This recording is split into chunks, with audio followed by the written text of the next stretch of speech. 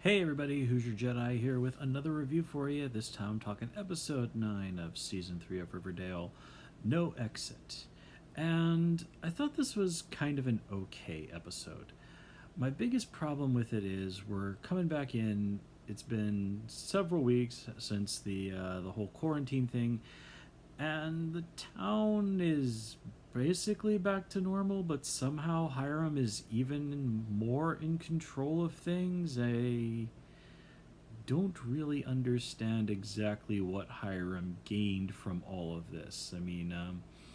I guess since there's no sheriff and the place was closed off for 3 weeks, he was pretty much able to be the most powerful guy in Riverdale and expand his influence much less checked than he might have been otherwise. But that doesn't really make sense because if an entire town, was quarantined, then the feds and the media would be all over that town. That basically this whole situation makes absolutely no sense whatsoever. And okay, yes, there is no elected person as the sheriff, but that doesn't mean that someone would not be put in there as a temporary replacement. That's not how law enforcement agencies work. Somebody would be put in charge temporarily. Now, granted, this is probably would be somebody who Hiram would have also bought off, but still, there's just like, they don't just like lock the sheriff's office and just sort of like, I don't know what we do now, guys. That's just not how things work. Anyway, let's kind of just get right into this. Also, kind of weird that they've not found places for all those kids who were stuck at the sisters. Again, the quarantine has been lifted. Betty should have been all over the media. Her mom is a skilled journalist. If you publicize something like this, there's no way that there aren't going to be people who are going to be flocking to take these kids in. No, that makes no sense. I do like how it is pointed out that, oh yeah, the Gargoyle King did break into the house and attack Betty, but again, this whole situation just feels really weird and doesn't quite make sense. Kind of was cool that Fred was willing to take in some of the boys, but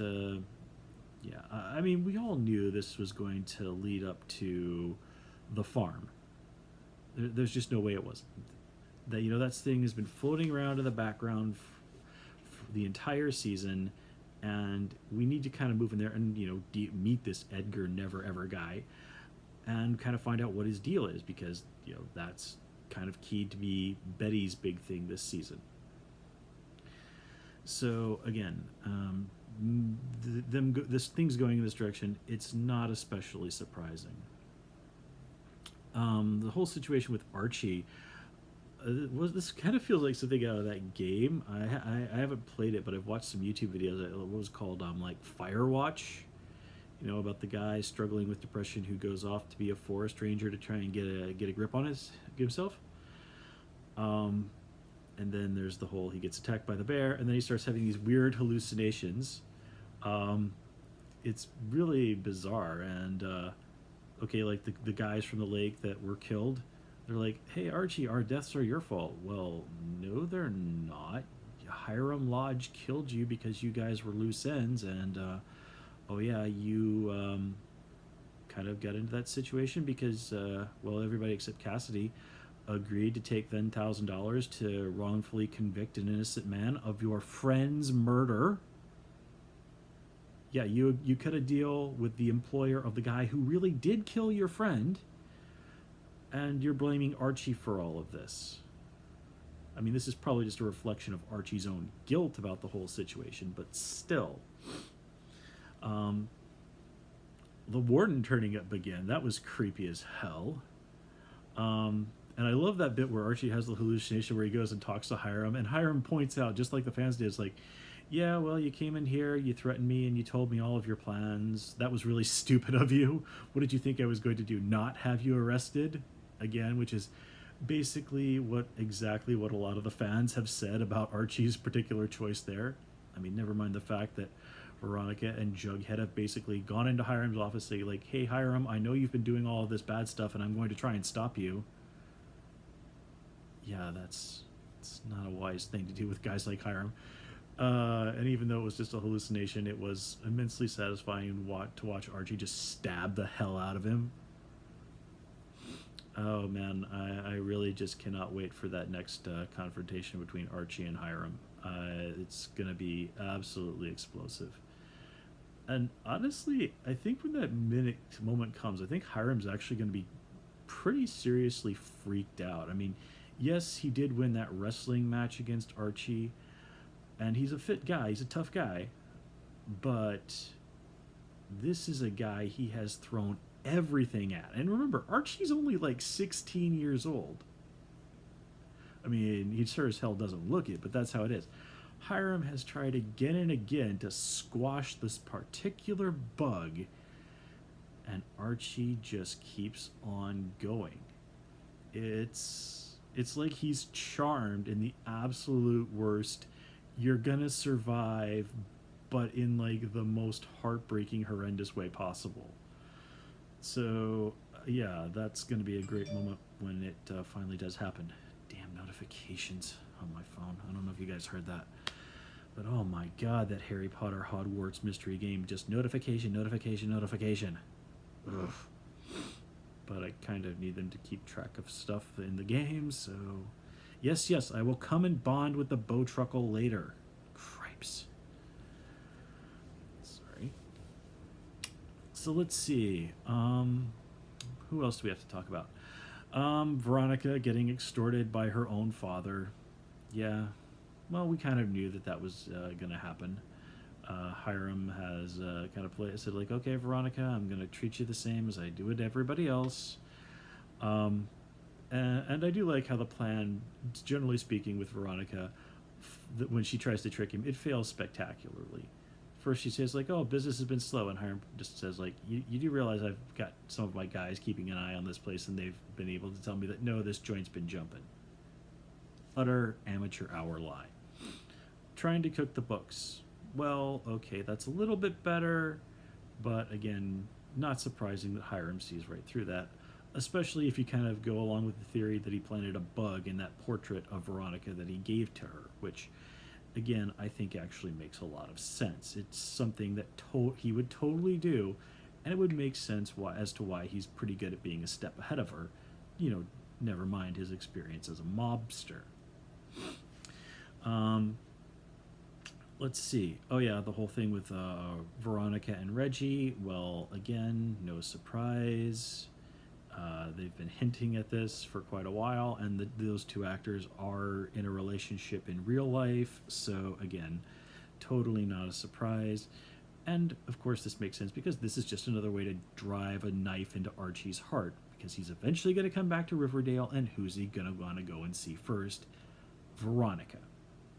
So all he has to do is come along when she and Reggie are making out, and bam, life's even suckier for Archie than it was 5 minutes ago. And this is a guy who's on the run from a mob boss who wants him dead, and basically has turned his hometown into his own little fiefdom. Soldier on, Red Paladin, soldier on. Let's see. So the whole thing with Cheryl and Tony becoming these cat burglars, where the hell did Cheryl learn the skills necessary to do that? I mean, I can kind of buy that she's, been doing archery her whole life. That's something, and that's something she's good at. But burglary requires an incredibly different set of skills, and she's able to break into Hiram's place. And he's basically the mob king of Riverdale. Basically, that place is going to be the hardest place in the entire city to get into, and two 16-year-old high school students pull this off. Yeah. That makes no sense. Are you noticing a little bit of a theme with this episode? Now, granted, Riverdale is one of those shows you don't think too hard about a lot of stuff, but, everything has a limit.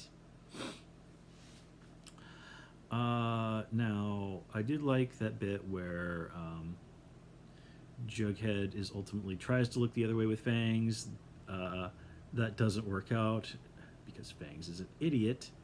Tells and Cheryl when Jughead is trying to kick her and Tony out of the Serpents, basically calls Jughead on his hypocrisy, and she was right to do so. Jughead needs to make mistakes as a leader, otherwise, his growth as a leader will make no sense.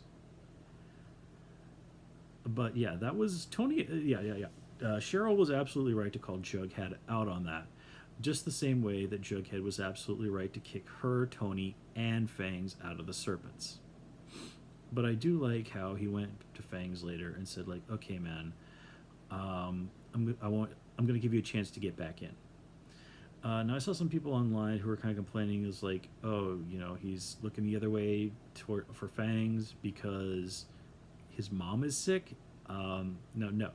What Jughead said is that he was going to cut Fangs a break and look the other way because he'd had a harder year than most. Jughead didn't know Fangs' mom was sick. What he was referring to was, last season when Fangs got shot by Midge's mother. So yeah, that's what Jughead was referring to. And yeah, Fangs got shot and almost died. So yeah, he has had a harder year than most people. So let's see. What else do we have to talk about?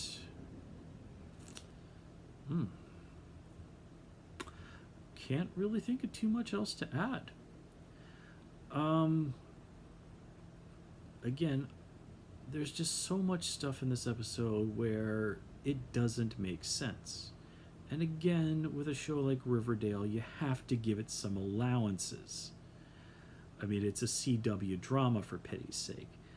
But there's a limit to everything, and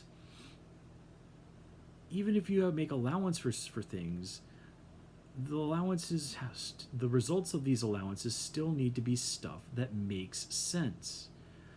It makes no sense as to why Cheryl knows how to be a cat burglar. It makes really no sense as to exactly what Hiram accomplished by getting Riverdale closed off from the outside world for X amount of time. And it sure as hell makes no sense that the feds and the media were not all over this. So, yeah.